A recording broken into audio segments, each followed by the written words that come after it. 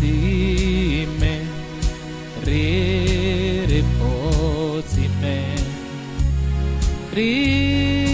ripotime, riserene ropa, dikafunga Jesu, arepa gorokota. Misodzi yangu inoyerera, ndikafunga Jesu ari pagorokota. Misodzi yangu inoyerera,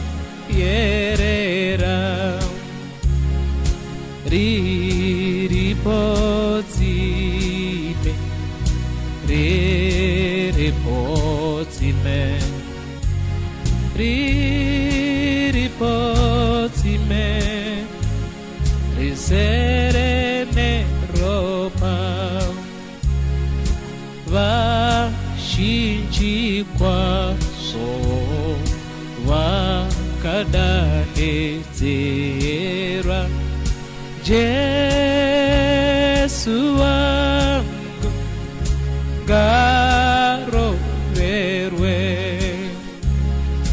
vazhinji kwazvo vakadanidzira, Jesu wangu ngaroverwe,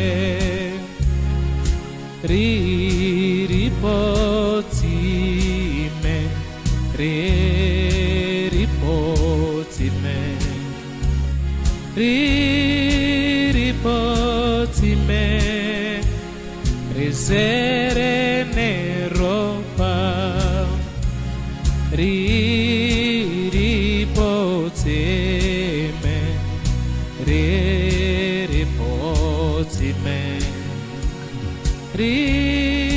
ripotime, riserene ropa, ripotime, riserene